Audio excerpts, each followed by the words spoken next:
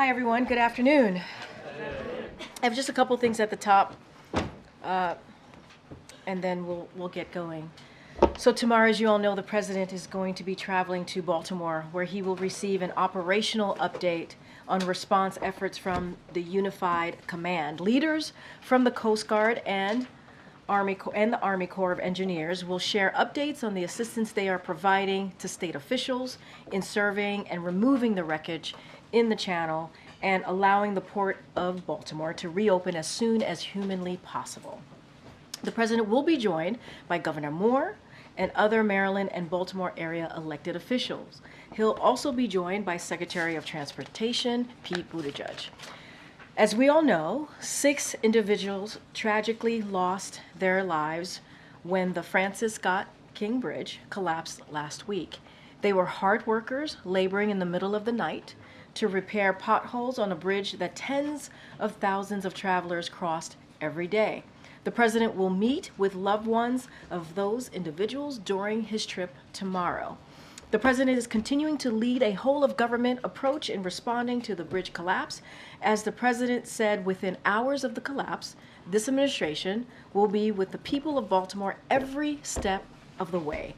SBA Administrator Guzman is in Baltimore today as part of this administration's efforts to support small businesses in need.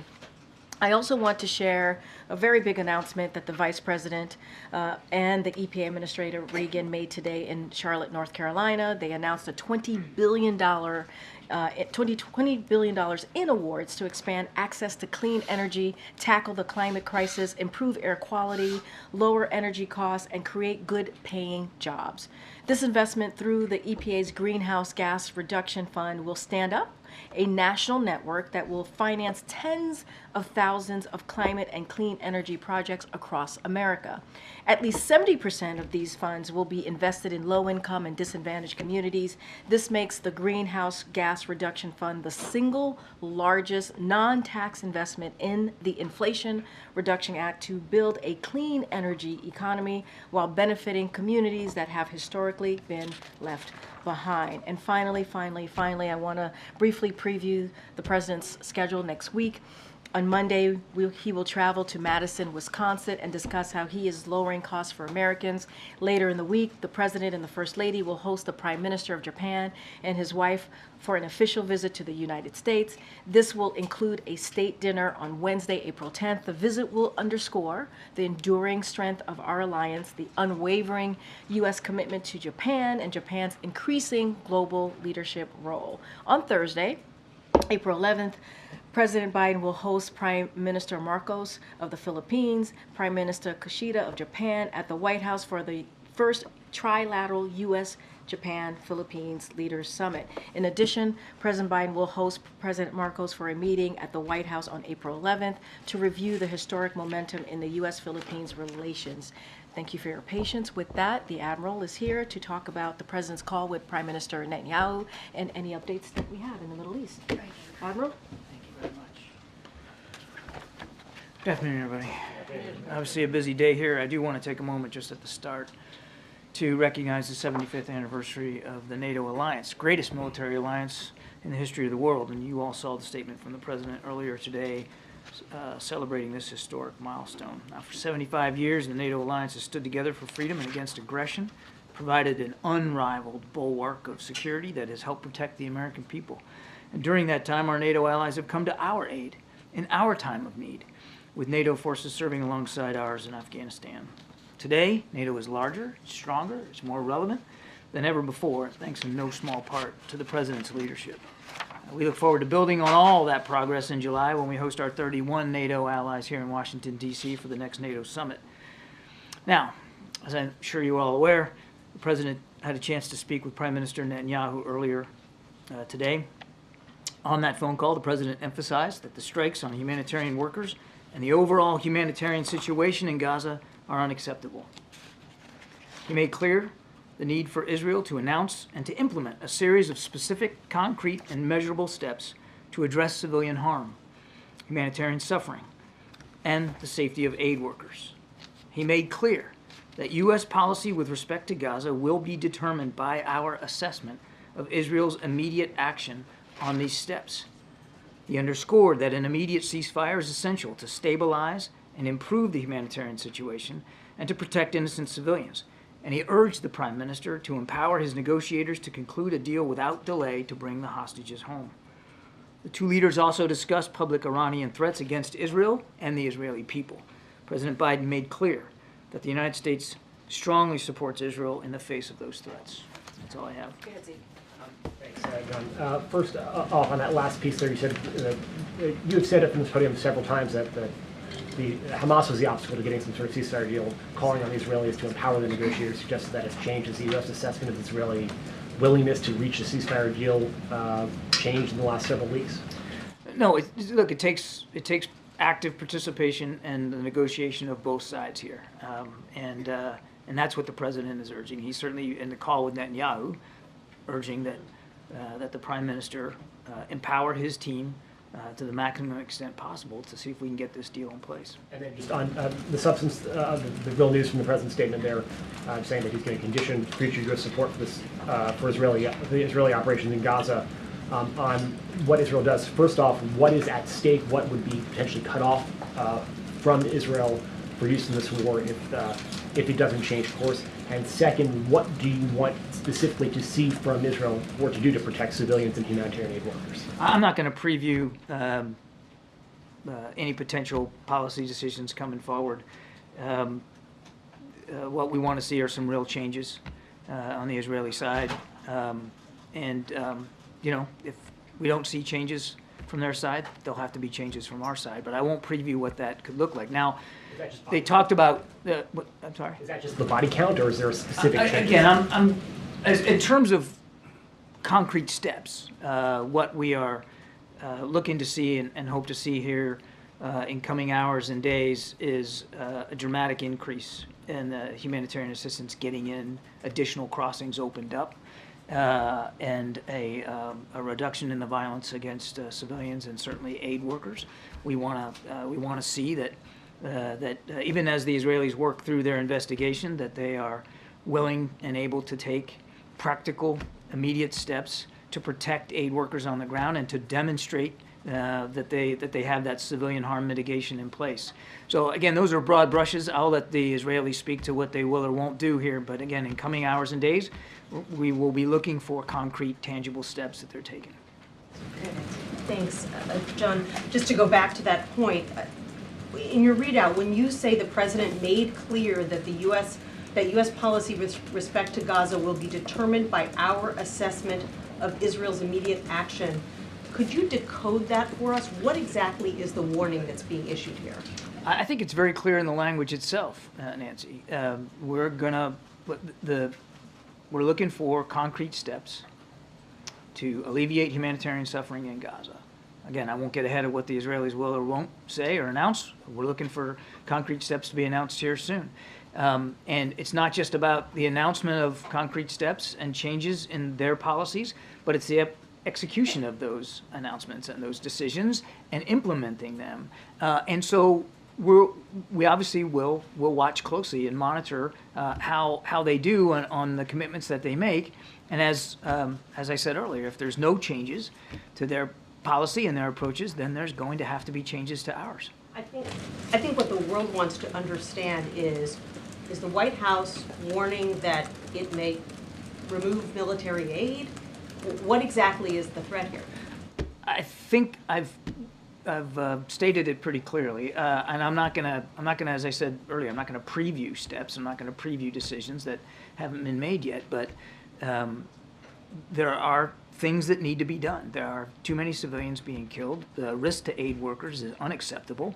Now we have certain aid organizations that are reconsidering whether they're even going to be able to continue operations in Gaza while famine looms. So there has to be tangible steps. Let's see what they announce. Let's see what they direct. Let's see what they do. But I'm not going to get ahead of that. Good, Mary.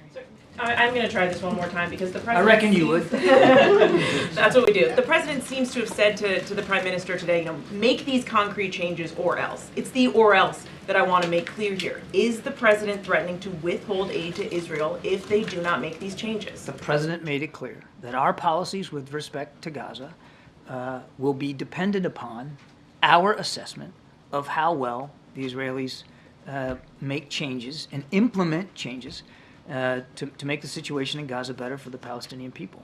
And how much time are you giving them to make these changes, to implement these concrete Again, steps? we would hope to see some announcements of changes here in coming hours and days, and I'll leave it at that. That's short. Hours and days. John, why today? Why today? What? Why today for the phone call? Why? Why this apparent shift in policy today? I think, look, President, well, all of us, but particularly the President, was certainly shaken by the attack on the WCK convoy and the aid workers. As I said earlier, it wasn't the only event. There had been others like that, humanitarian aid convoys coming under fire and losing people. And the President felt strongly that it was time to talk to Prime Minister Netanyahu about his concerns. Would you characterize this call as an ultimatum?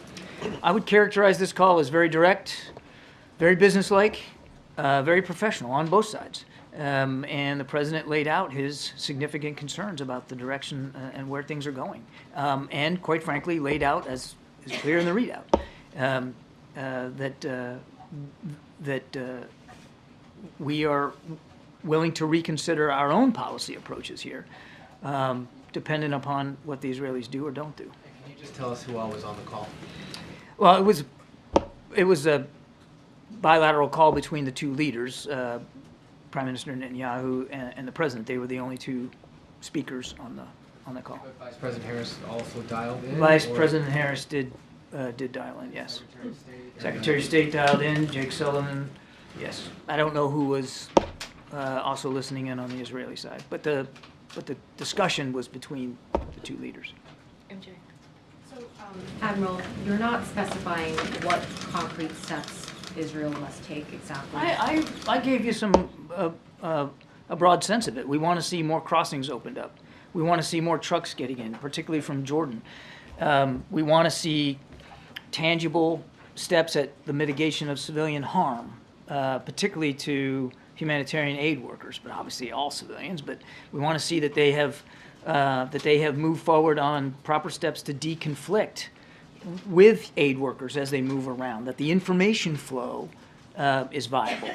Sure, but that's language we've heard for weeks now. You're not talking about sort of telling us how exactly you will measure those measurable steps, right? What I said was, we're going to examine our policy approaches based on our assessment of the way the Israeli side modifies their behavior, modifies their policy and decision-making processes. And so, first of all, let's see what they say they're going to do, and then let's watch and see how they execute to what they say. And I don't want to get ahead of them on what they plan to say about the changes they're going to make, but we'll base our policy decisions based on an assessment of how they execute to their policy decisions. And you're not talking about what potential U.S. policy changes are on the table. Can you say whether the President shared that with the Prime Minister on this phone call? The President made clear that absent changes in the protection of civilians on the ground, absent changes to the volume of humanitarian assistance getting in, absent any movement on a ceasefire that will allow hostages to get out and more aid to get in, absent a calming down, that he will have to reconsider his own policy choices with respect to Gaza. And one of the 7 aid workers was obviously a dual American citizen. Did the Prime Minister offer the President an apology? I'll let the Prime Minister speak to his side of the conversation. I would note that the Israeli Defense Forces, their Southern Command commander, has made a public apology for the strike. And there was no mention of Rafah in this readout. Can you talk to us about how, if that did come up, and how that might have been discussed between the two? This leaders? conversation was focused primarily on the need to get a temporary ceasefire in place, the need for there to be a pause in the fighting, so that we can get the hostages out, humanitarian assistance, the need to see that steps are being taken to learn from this strike and to make changes in the way civilian harm is mitigated from an operational perspective. And they did spend time, as the readout makes clear, talking about the very public threats from Iran to Israel. And the president, as I said, made very clear to the prime minister that the United States' support for Israel's ability to defend itself from a range of threats, not just Hamas, remains ironclad. Good, Danny. Thanks, Karine. Thanks, Admiral. Just a couple of things. Firstly, how long did this call last? It was about 30 minutes or so. And just going back to, Jeff's question about the, why this sort of change in tone? I mean, has there been growing frustration on the part of President Biden that previous messaging to Prime Minister Netanyahu just doesn't seem to have gotten through? Yes, there's been growing frustration. Thank you so much, Karine. John, one question on Israel and another on Venezuela. We saw in the past President Biden pushing Netanyahu to protect civilians, but how much words really matter here when, on actions, the same day of the attack on the humanitarian wards, the U.S. was approving more bombs to Israel? We are now 6 months into the war. How much the U.S. actions are actually encouraging Israel to not do enough to protect civilians? Yeah, look, I'm kind of glad the question came up because I would tell you when I've seen press reporting, about the arms sales and that kind of thing, and I would just remind you that with the exception of the immediate 2 months after the attack, we haven't really sent emergency aid and military assistance to Israel. There was in the first couple of months.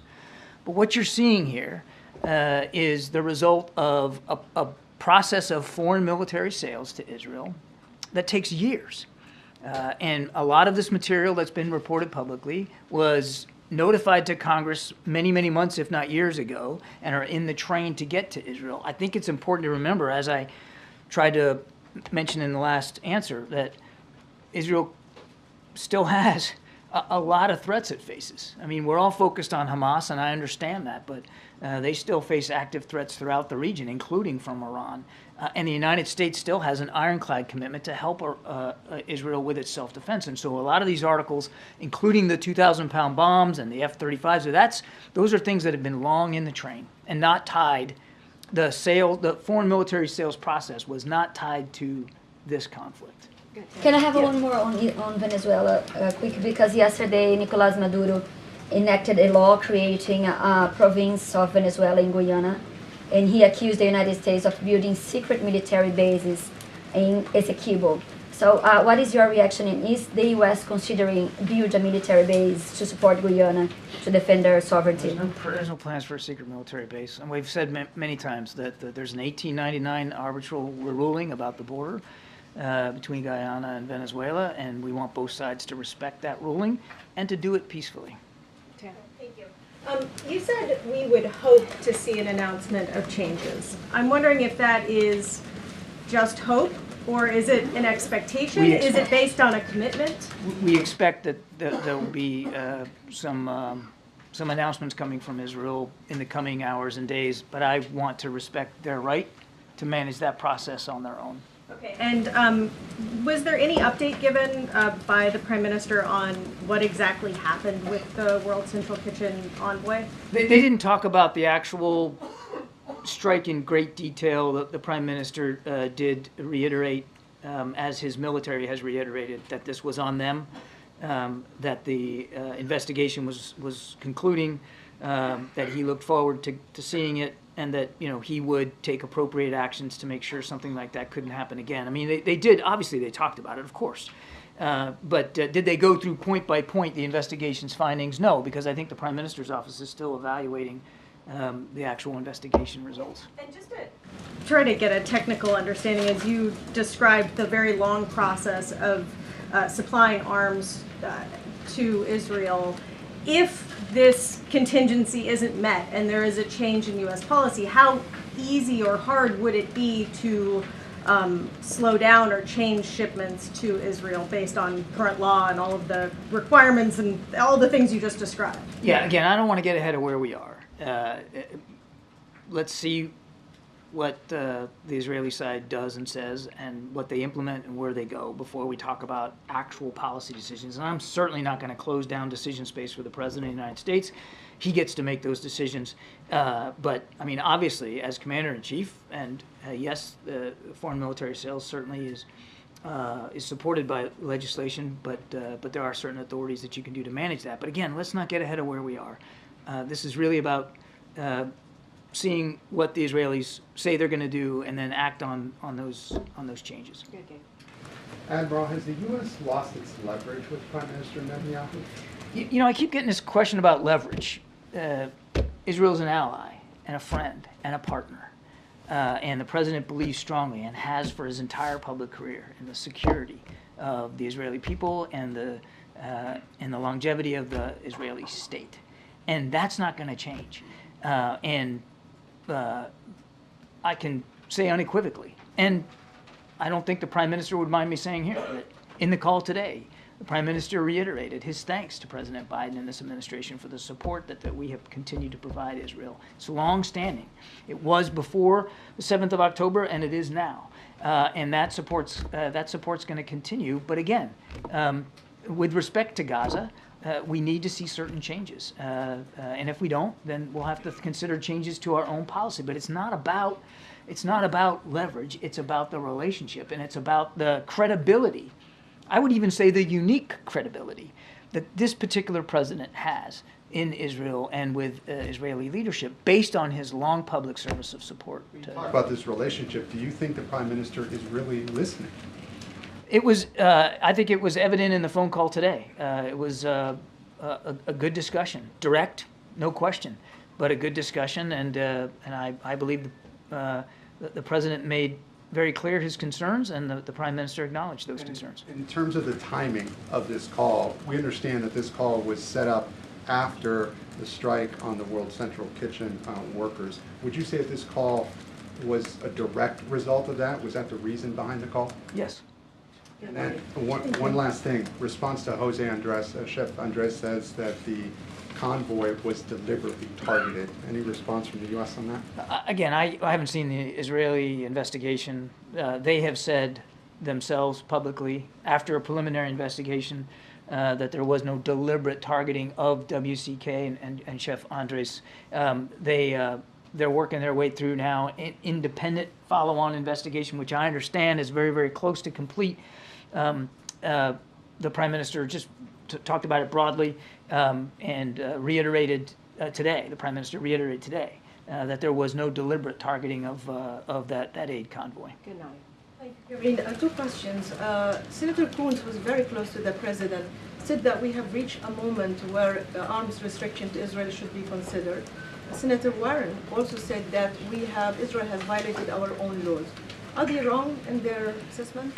The president, I think it's clear in the readout, Nadia, that the president has made it clear today that if we don't see changes to the way the IDF is treating innocent civilians and aid workers and flowing the humanitarian assistance, that he's going to have to reconsider our Gaza policy. So, I mean, he was very direct with the Prime Minister about that. I'm not going to close down his decision space.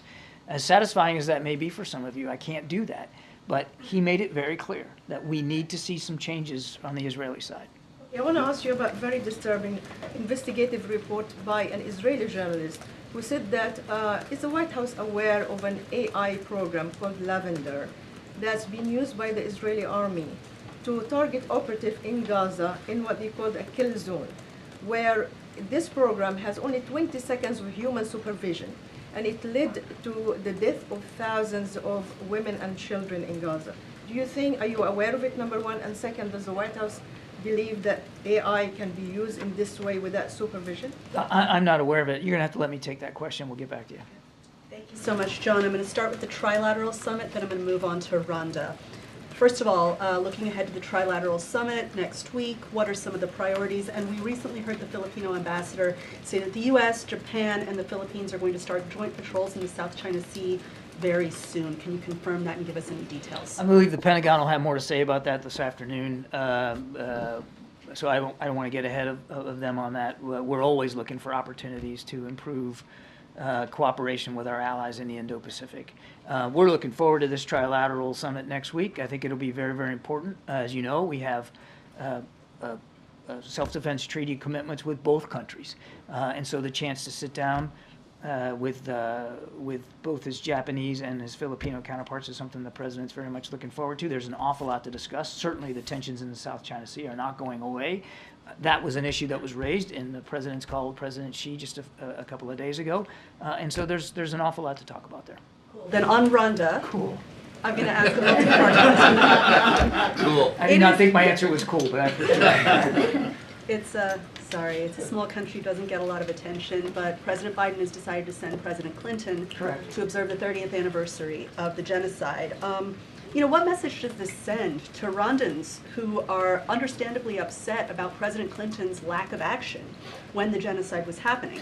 Secondly, what message is President Clinton taking to President Kagame, who's been in power since 1994 and has become increasingly authoritarian? And then finally, in 1998, President Clinton pledged the Rwandan people that his administration was going to work to identify triggers of genocidal activity so that something like this never happened again. Do you think Washington has improved on that front in the last 30 years? I believe, I can't speak for every administration between 1998 and today, but I can tell you that President Biden absolutely takes those responsibilities very, very seriously, particularly when it comes to genocidal threats, wherever they occur around the world. And he's very grateful that President Clinton has agreed to lead the delegation for the 30th anniversary. 800,000 people slaughtered in that conflict. And our hearts and our prayers go out to the families of the survivors, of those who were killed. Just a dreadful situation. And again, the president's grateful that President Clinton has agreed to go down there and represent the administration. Good, Phil. Thank you. I have two questions, one on Israel and another on China. At this point in the conflict, does President Biden believe that a military victory against Hamas is possible for Israel?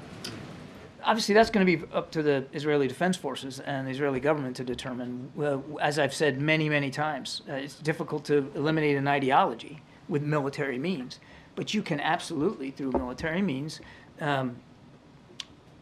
decapitate their leadership, dry up their resources, eliminate their infrastructure, their ability to operate, store weapons, train troops. I mean, all of that stuff can be targeted with military means.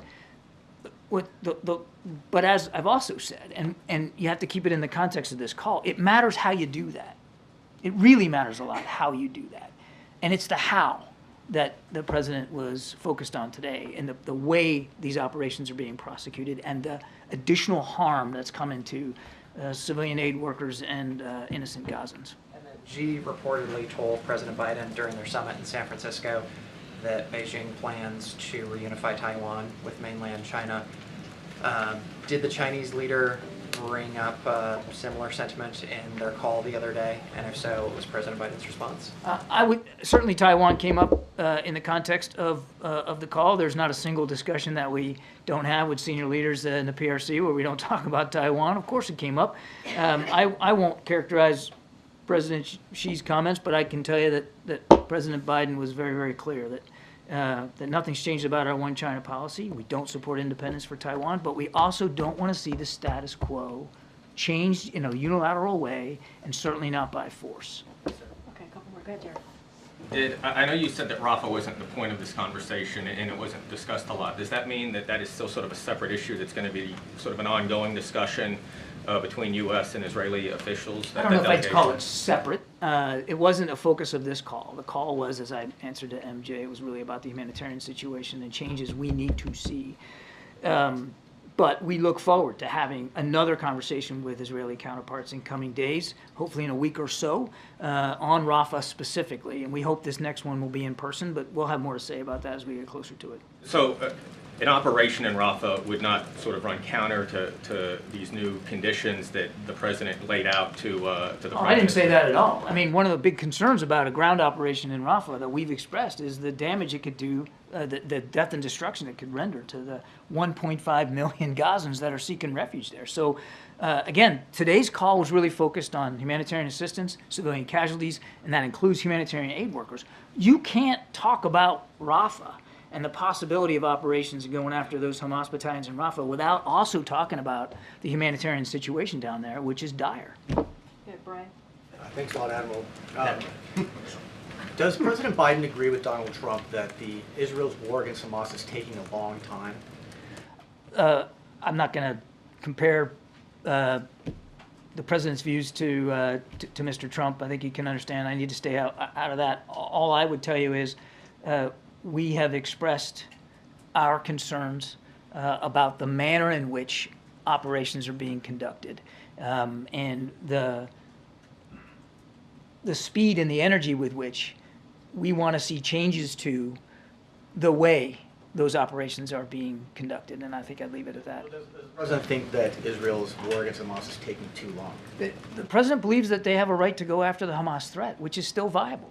And the President made it clear again today that we support, and we will continue to support, not just philosophically, but tangibly, Israel's right to defend itself against a range of threats, and certainly that includes this fight against Hamas. But again, I want to reiterate what I said earlier. It's not just the threat of Hamas that Israel's facing. They are facing broader threats throughout the region, including directly and publicly from Iran. Peter.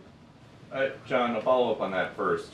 Did the CIA warn Israel, or did President Biden warn Netanyahu today about an Iranian plan to attack inside Israel within 48 hours? I'm not going to talk about intelligence matters, Peter. I think you can understand. But they did talk about a very public and very viable, real threat by Iran to Israel's security. And I think I need to leave it at that. It's really as far as I can go.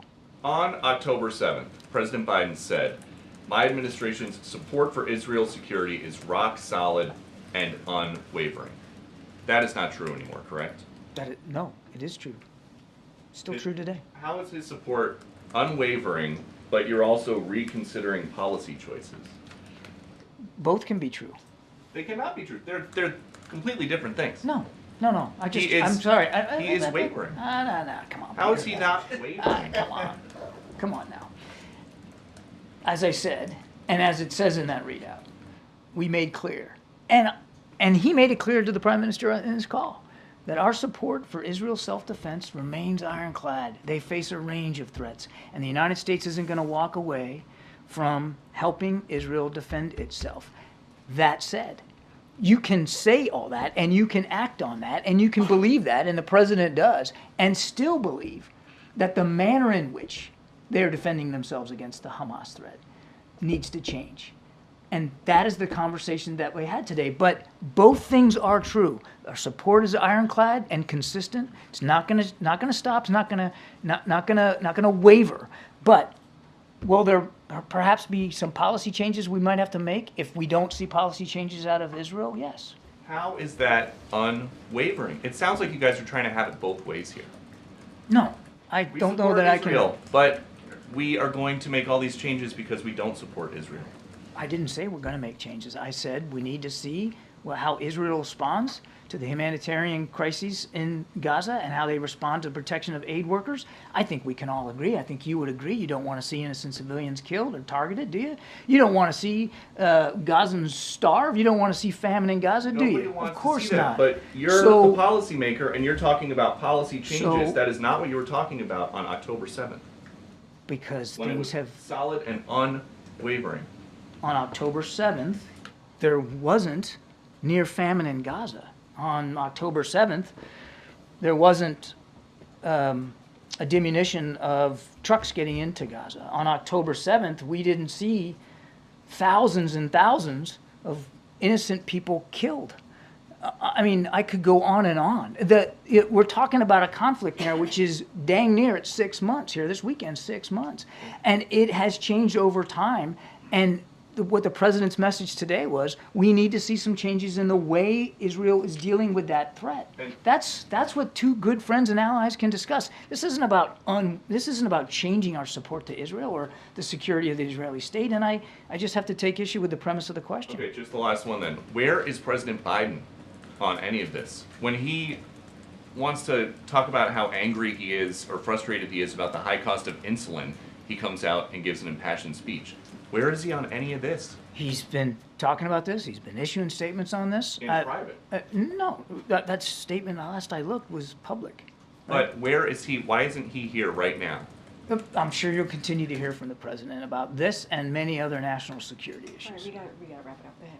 Thanks. Can you share anything about White House views on the upcoming UN Security Council resolution to prohibit nuclear weapons in space, which is scheduled to vote as soon as Friday? Yeah, actually I can, and if you don't mind, I do have some notes. I want to make sure that I get this right. But I think last month, Ambassador Thomas Greenfield announced that the United States and Japan would put forward a Security Council resolution calling on all countries not to deploy nuclear weapons in space or to develop nuclear weapons specifically designed to be placed in orbit around the Earth. And we will be bringing this resolution to a vote in New York early next week. Now, the vote should be straightforward.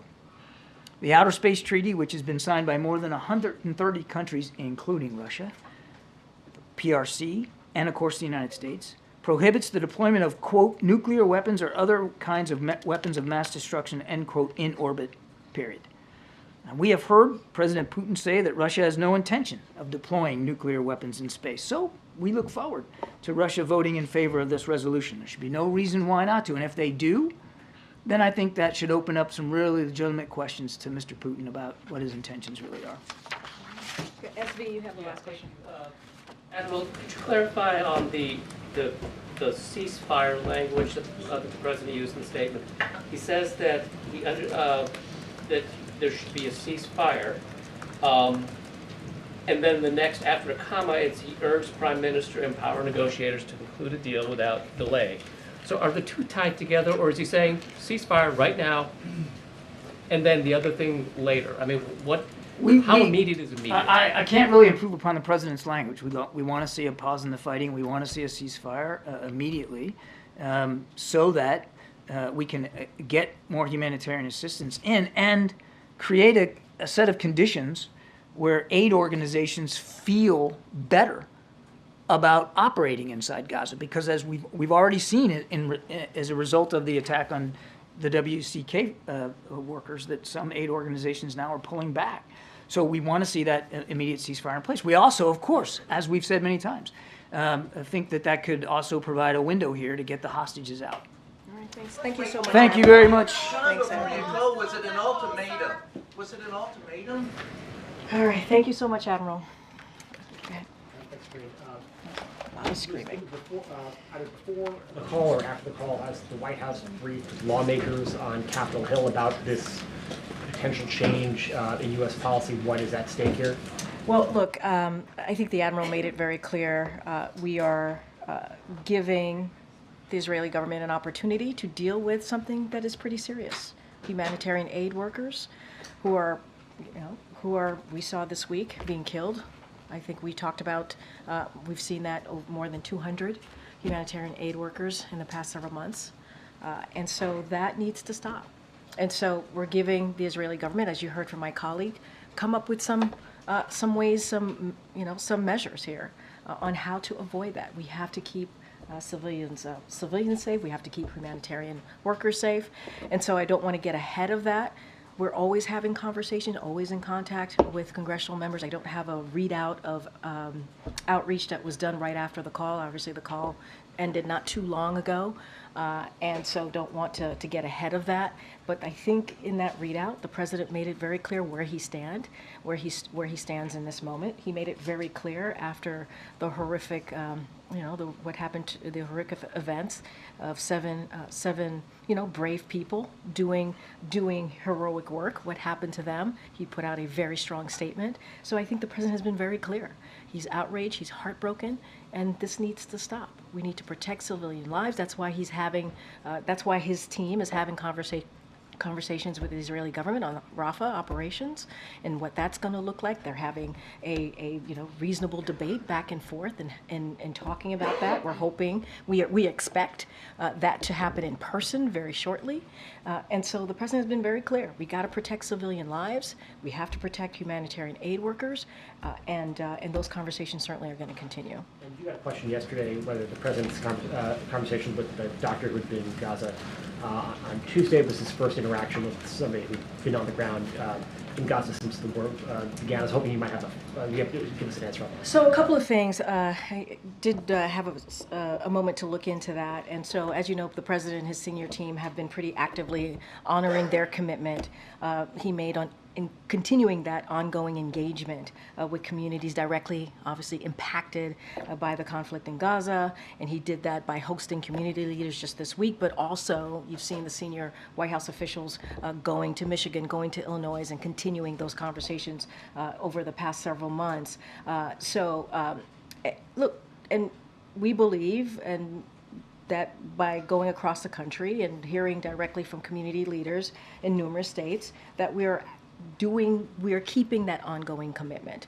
And so, look, there were three doctors who recently returned from Gaza who participated in the meeting this week, and they shared their firsthand experience with President Biden. And so we can say that there were three doctors. We're trying to be really respectful and keeping the privacy of those who are attending these very private meetings. But I am able to share there were at least three doctors who have had the firsthand experience, have gone to Gaza, and they were able to share their firsthand experience with the president. And so I can share that, but I also want to be really careful because we do want to keep our commitment in keeping these conversations private, and that includes the attendees. So that was the first time that the president has interacted with anybody who'd been on the ground, correct? So what I can say is, I have not checked in on that, right? I want to be really curious. No, but I think three doctors coming to the meeting yesterday, and laying out their first account, I think that's important, right? So we were able to share that information with you. Three doctors who've been in Gaza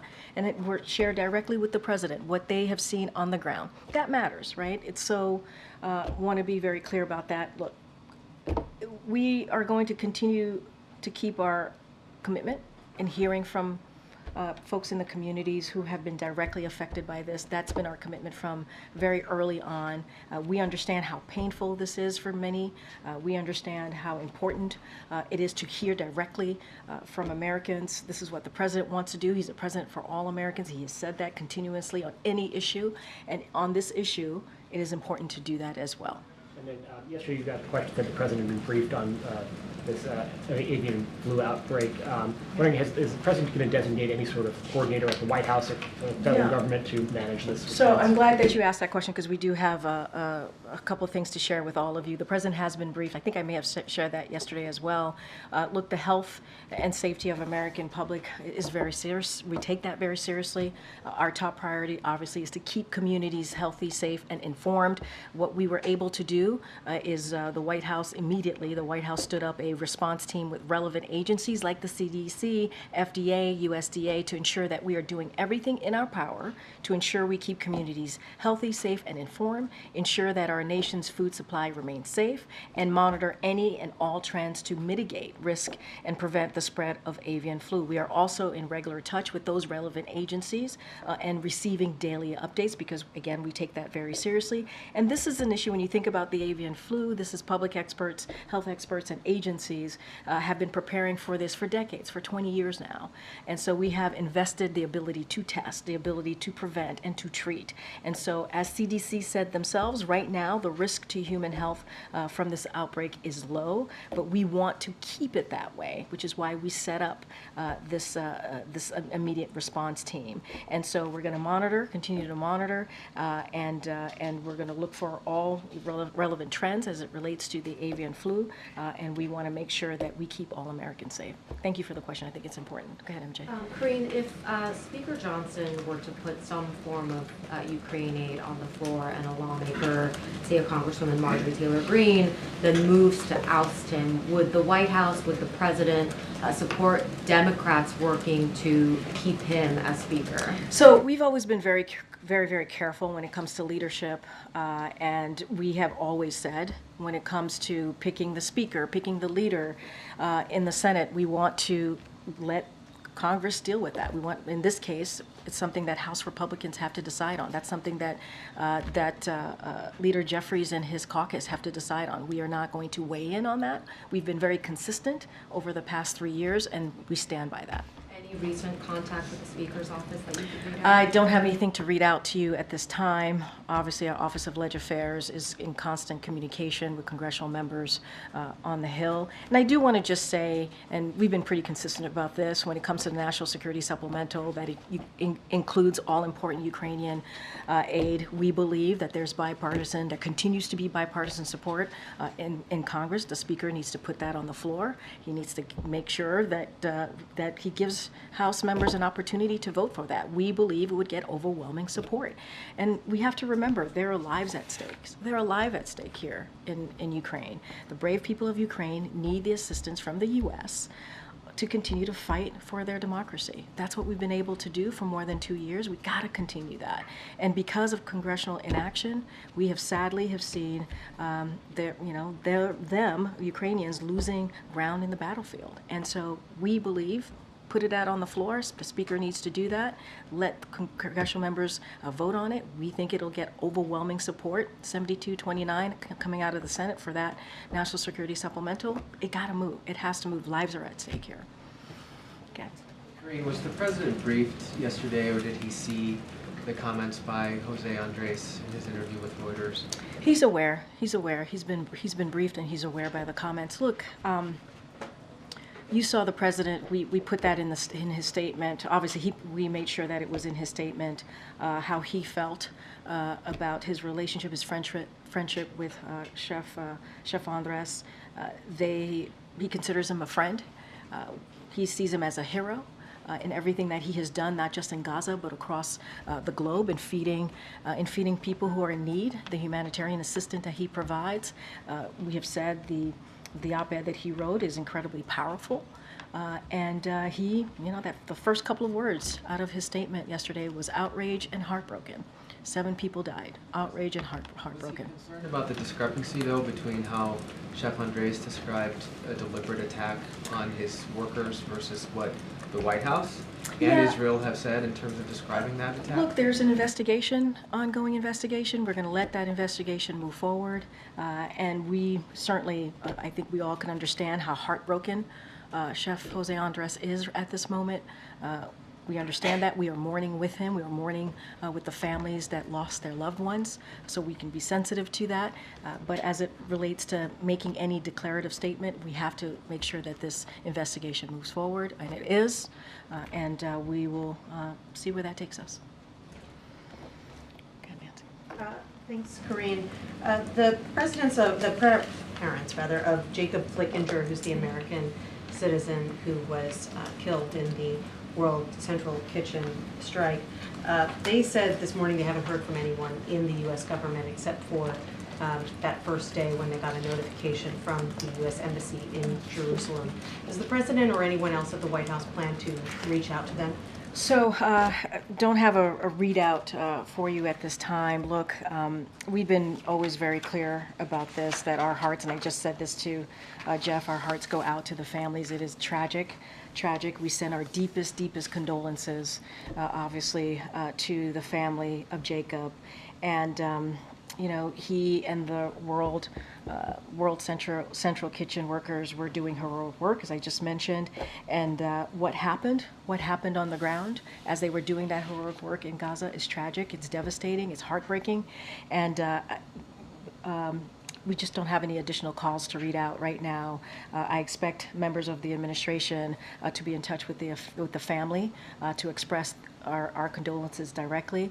Just don't have anything to read out at this time. But obviously, our hearts go out to all the families who lost someone they loved. And several Democrats are now calling for an independent investigation into what happened here. Is the White House open to changing its position on this? We're going to let the Israeli government do their investigation and see where that takes us. I don't want to get ahead of that. They're doing an investigation. We have said we want it to be comprehensive. We want it to be make sure that it has accountability. We want it to be swift, obviously, and we want it to be public. So don't want to get ahead of that. Let that process move forward, and we'll see where we are from there. Okay. Thanks, Karine. So yesterday, John Kirby said that the U.S. would not consider a shift in their policy towards Israel until they finished their review of the World Central Kitchen strike. And just now, he said that the U.S. may consider a change if they don't make changes in Gaza within hours and days. So where's that shift coming? I think we're talking about the conversation that happened today with the president. As we have said, it was very direct, it was productive, it was professional, 30-minute conversation, and it was based on humanitarian aid, protecting aid workers, which is really important, protecting civilians, and that's what the conversation was primarily about. And what we have said, it's in the readout, that we want to see measurable changes to protect those aid workers, to protect civilian lives.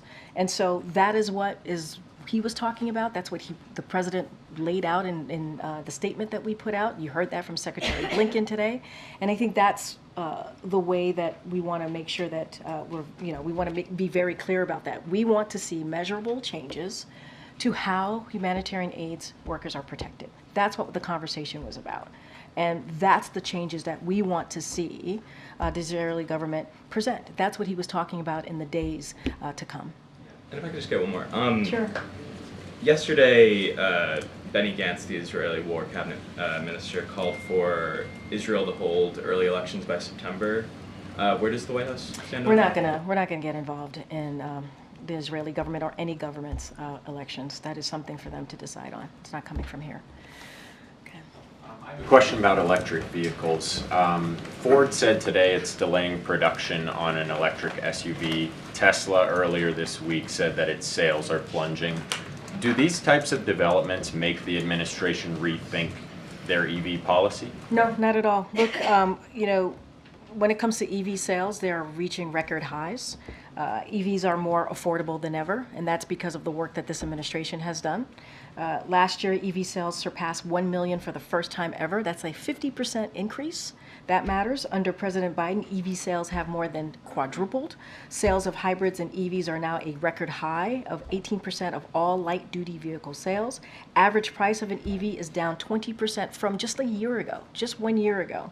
So we believe that this is part of, well, I should say, the president has always said that he wants to make sure we do everything that we can to lower cost, lower prices. This is part of that, and also do everything that we can to deal with a climate crisis, and this is part of that. So is it realistic to go from about 7 or 8% of sales to 50% of sales in 8 years if the automakers themselves are cutting back on production?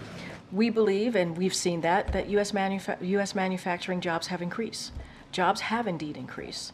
And when you see a boom like this, that means you need auto workers, right? It can't happen on its own. And so we believe this is working. We believe this is part of what the president has promised. And we want to see a manufacturing industry that's for the future of this country. And that's what we're seeing. And that's what the president's working towards. Question about yesterday's call with President Xi. If President Biden is concerned enough about TikTok to bring it up on a call with the president of China, why is he and why is the vice president, why are they still making videos for TikTok? That's coming out of the campaign, so I would refer you to the wait, that's, I understand. It is the campaign's decision. I would refer you to the campaign. We have been very clear. We are not trying to ban TikTok. We're not trying to ban TikTok. We're talking about a divestment. You heard that from the National Security Advisor when he's been here a couple times at the podium speaking to TikTok and the legislation and how we're trying to move forward. It is a platform that we really need to take seriously here. We're talking about on national security. And so we've talked about not banning, divesting. Not banning, divesting. So we want to be very clear about that. Go ahead, Karen. Thanks, Karine. There's a report from Bloomberg that the White House, specifically Jeff Zients and Will Brainard, are calling major Baltimore employers, including Amazon and Home Depot, encouraging them to not cut jobs in the wake of the bridge collapse. Can you confirm that that outreach is happening and other outreach like that, and what is the message from the administration to those big companies? So a couple of things that, and I think I've read this out before, that we have been doing as it relates to supply chain and the potential economic impact. The President's Supply Chain Distribution Task Force has convened multiple times at this point to analyze the impact of supply chain, which has so far been manageable, which is important. The task force worked with railroads to set up new service lines and with ports and ocean carriers to divert vessels.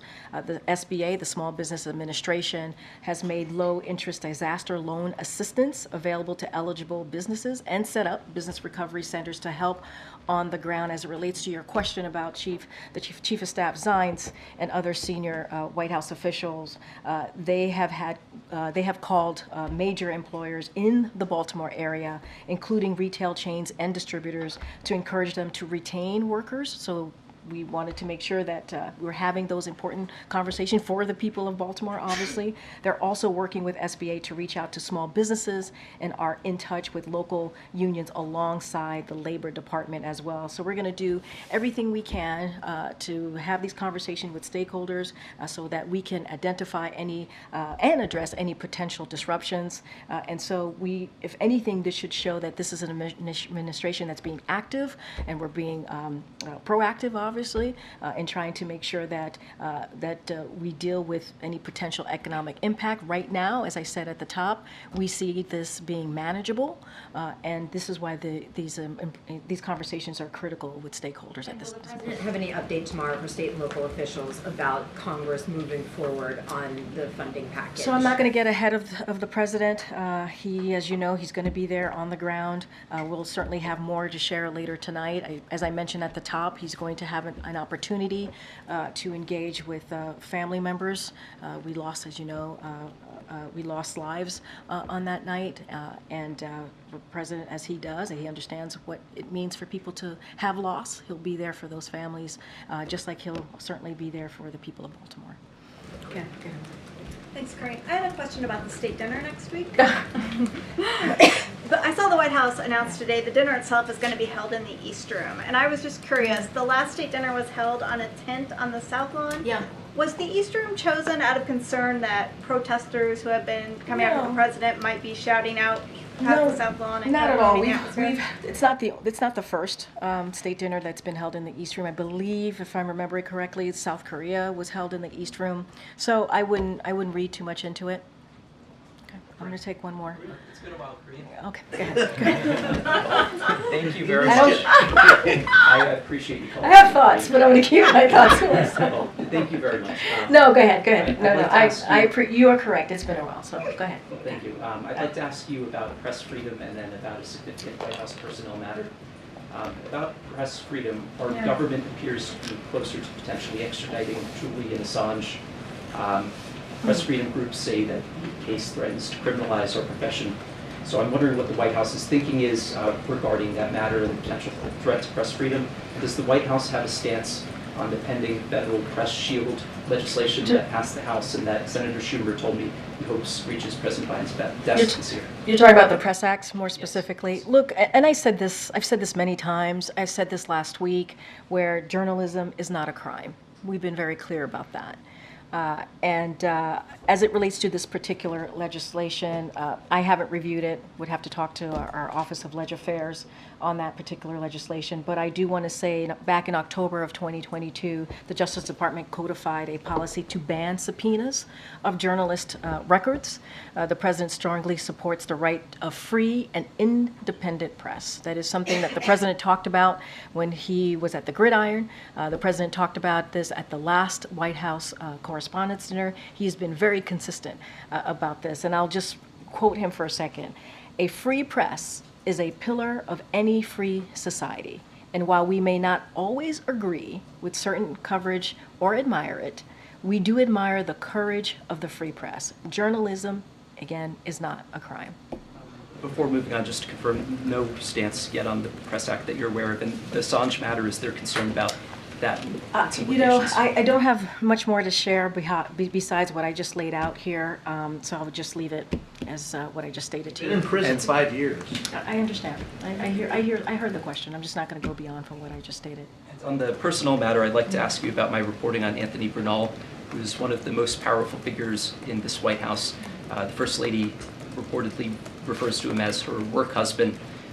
3 former colleagues have made allegations of sexual harassment against him, building on prior reports of bullying.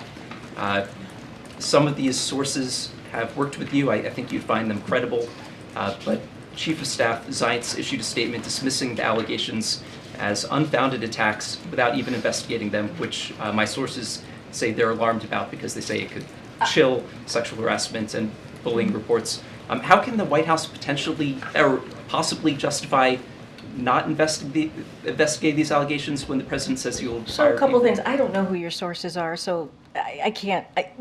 Just with all due respect, I can't speak to that, right? I just don't. I mean, they're blind sources. I can't speak to that. What I can speak to is you saw a statement from our Chief of Staff, Jeffrey Zients, saying they are unfounded. You saw a very strong statement from Anthony himself. It was in your, obviously, in your reporting, and he said the same. And I cannot speak to personnel investigations here or anything like that. That is not something I will ever speak to. And I'm not saying there is one. I'm just saying that I will never, I cannot speak to that, and that's not something I can do. But hold on. I have known Anthony for some time now. I've known him for more than a decade. I've worked closely with him, and I consider him a friend, but also a colleague that I respect. And that's basically what you also heard from Jeffrey Zients. I just don't have anything else to share beyond your reporting. I'm just going to press you on this, though, because the president said he would fire people for disrespecting colleagues, and there's no investigation. I just said to you that they have said themselves, Jeffrey Zients and also Anthony Bernal, that they are unfounded. I can't speak to your sources. Those are your sources to speak to. I cannot. But no special status come from the First Lady shielding him, as some Stephen, sources believe? I've answered the question. I've answered the question. Anthony Bernal spoke for himself. You heard from our Chief of Staff, and gave your publication a statement, obviously, and you've heard from me. I don't have it. I don't have anything else to share. I don't have anything else to share on that. So we don't end in that way. Go ahead, Brian. I guess I wanted to just clean up something that you've spoken to today. Would you categorize the conversation with Netanyahu that we've been told about all day long? Was it an ultimatum? Did we deliver an ultimatum to him? No, I mean, look, was it a shot across the bow? It was a direct conversation. It was an honest conversation. It lasted 30 minutes, as you heard from my colleague. And we have said this many times before. You've heard this from us. You've heard this from the president himself. The prime minister and this president have known each other for decades. And because they have known each other for some time, they have been able to have a direct and honest conversation.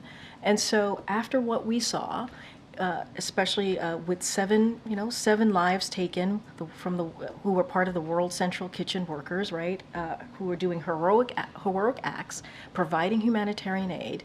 After what we saw, and you heard from the president, he was outraged. He was heartbroken. He wanted to have this direct conversation on how to keep humanitarian aid workers safe, protected, and also civilians, innocent civilians. And that conversation has been happening for some time. And so on protecting innocent civilian lives. I mean, that's one of the reasons, as I stated moments ago, why he wanted to make sure that his team and the Prime Minister's team came together to talk about their potential Rafah operations, because he believes that we need to protect civilian lives, and a major military operation was not the way to go. Understanding that there are Hamas operatives in Rafah, but we have to make sure that we protect innocent lives here. So they had a very direct conversation. That is because they've known each other for many decades. All right, everybody, thank you so much. We'll see you. Hopefully, we'll see some of you in Baltimore tomorrow.